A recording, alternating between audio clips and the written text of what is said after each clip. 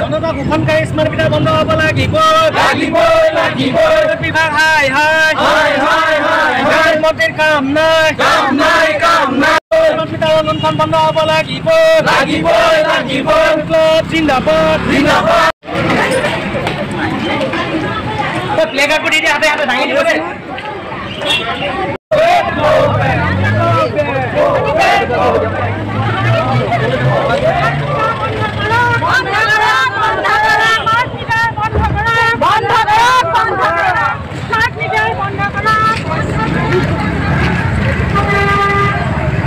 বন্ধ হ'ব লাগিব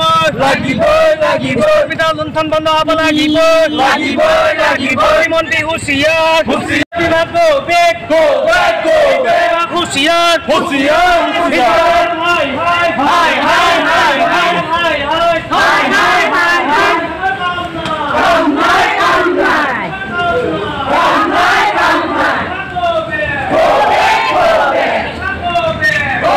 কৰা নহ'ব লুণ্ঠন কৰা সহ্য কৰা নহ'ব হুঁচিয়াৰ জৰিয়তে লুণ্ঠন বন্ধ কৰা বন্ধ কৰিব লাগিব লুণ্ঠন কৰিবলৈ দিয়া নহ'ব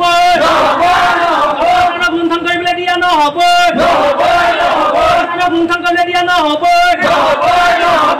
কাম নাই জিন্দাবাদ জিন্দাবাদ জিন্দাবাদ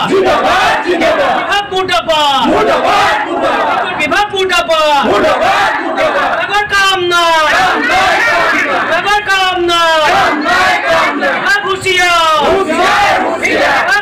আমাক যে এই মহিলাসকলক যে আমাক কিবা এই কিবা অৰুণাচলী এইটো আমাক দিলে তাৰপিছত আমাক যে কিবা লাখপতি আঁচনি এই গোটবিলাকক যে পইচা দিলে এই পইচাটো দিলে কাৰ ঘৰৰ পৰা দিলে তেওঁ মুখ্যমন্ত্ৰী হিমন্ত বিশ্ব শৰ্মাৰ বাপেকৰ ঘৰৰ পৰা দিছিল বিজেপিৰ লিডাৰকেইটাৰ বাপেকৰ ঘৰৰ পৰা আনি দিছিল গতিকে তেওঁলোকৰ পৰা পইচা লৈ আমাক দিলে দিয়াৰ পিছত আগতীয়াকৈ পইচা লৈ লোৱা আজি আমি গৰিহাগৰ বিদ্যুৎ উপসংমণ্ডলৰ কাৰ্যালয়ত প্ৰতিবাদী কাৰ্যসূচী গ্ৰহণ কৰিছোঁ গোটেই কথাটো হ'ল যে স্মাৰ্ট মিটাৰৰ জৰিয়তে গৰিহাগৰ বিদ্যুৎ উপসংমণ্ডলৰ অন্তৰ্গত যিমান গ্ৰাহক আছিল প্ৰতি ঘৰ মানুহলৈ য'ত আগতে 300 টকা আহিছিল বৰ্তমান সময়ত এতিয়া 1500ৰ পৰা 2500 টকা আহিছে আচলতে স্মাৰ্ট মিটাৰে সাধাৰণ জনতাক লুণ্ঠন কৰি আহিছে আৰু আমি আজি ক'বলৈ আহিছোঁ যে আমাক স্মাৰ্ট মিটাৰ নালাগে আমাৰ আগৰ যিটো মিটাৰ আছিল আমি ৰাইজে নিজেই পইচা দি কিনি থোৱা মিটাৰটো আমাক লাগিব স্মাৰ্ট মিটাৰৰ জৰিয়তে কিন্তু অত্যাধিক লুণ্ঠন কৰিবলৈ দিয়া নহ'ব বিধানসভাত ইয়াৰ বিষয়ে মানে উত্তাল হৈ আছে সমগ্ৰ অসমৰ ৰাইজে কৈছে স্মাৰ্ট মিটাৰ নালাগে তাৰ উপৰি আমি দেখিছোঁ যে এই স্মাৰ্ট মিটাৰ লগাবলৈ আহিছিল চৰকাৰী অনুষ্ঠান প্ৰতিষ্ঠান আৰু ইণ্ডাষ্ট্ৰী কিন্তু মুখ্যমন্ত্ৰী হিমন্ত বিশ্ব শৰ্মাই এইটো এটা ভাল বস্তু বুলি কয় আমাৰ গাঁৱৰ দুখীয়া প্ৰতি ঘৰ মানুহত এই স্মাৰ্ট মিটাৰ লগাই তেওঁ লুণ্ঠন কৰি আছে গতিকে মুখ্যমন্ত্ৰী হিমন্ত বিশ্ব শৰ্মাক আমি সকীয়াই দিছোঁ তুমি যে এগৰাকী শক্তিমন্ত্ৰী ৰাখিছা নন্দিতা গালুচা নামৰ এগৰাকী শক্তিমন্ত্ৰী সেইগৰাকীটো এগৰাকী চাবি দিয়া পুতলা কোনো কামেই নাই গতিকে কেৱল গোটেই বস্তুবোৰ অসমৰ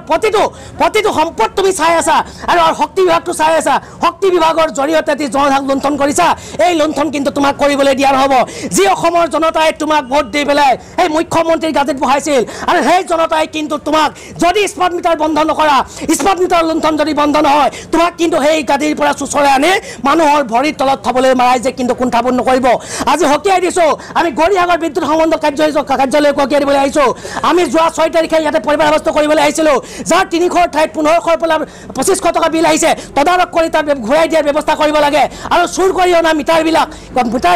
আজিবিলাক আমাৰ আগৰ মিটাৰ ঘূৰাই লৈ আনিলে সেই মিটাৰবিলাক লগাই দিবলৈ আমি কৈ আহিছিলোঁ গতিকে ইয়াৰ বিদ্যুৎ উপসংমণ্ডলৰ বিষয়ে কাৰ্যালয় নিজৰ মই মতালিৰে মুখ্যমন্ত্ৰী হিমন্ত বিশ্ব শৰ্মাৰ তেলত ডুব গৈ পেলাই যি দম্ভালি মাৰিছে এয়া কেতিয়াও সহ্য কৰা নহ'ব আমি আকৌ কৈছোঁ 20 দিন সময় দি থৈ গৈছোঁ গৰিহাগৰ উপসংমণ্ডলৰ প্ৰতি ঘৰ মানুহত স্মাৰ্ট মিটাৰটোৰ কিনাৰত আমাৰ আগৰ মিটাৰটো লগাই দিব লাগিব নতুবা স্মাৰ্ট মিটাৰটো তেওঁলোকে লৈ আনক সেই আগৰ পুৰণি মিটাৰটো তেওঁলোকে আগত সংযোগ কৰি দিয়ক অন্যথা কিন্তু আমি 20 নম্বৰৰ দিনা আকৌ আহিম তেতিয়া কিন্তু এইবাৰ কৈ দিছোঁ এইবাৰ কিন্তু আমি ইয়াতকৈ জংগীভাৱে আহিম তাৰ বাবে কিন্তু আমি জনসাধাৰণ জগৰীয়া নহয় এই কথাটো স্পষ্ট ভাষাৰে কৈছোঁ মুখ্যমন্ত্ৰী হিমন্ত বিশ্ব শৰ্মা ডাঙৰীয়া স্মাৰ্ট মিটাৰ বন্ধ কৰা অন্যথা কিন্তু তোমাৰ এই নিৰ্বাচনী হিন্দু মুছলিমৰ যি ৰাজনীতি কৰি আছা এই ৰাজনীতিয়ে তোমাক গৈ পেলাই নিৰ্বাচনত আকৌ মুখ্যমন্ত্ৰী হোৱাৰ সপোন কিন্তু তুমি ব্যৰ্থ হ'বা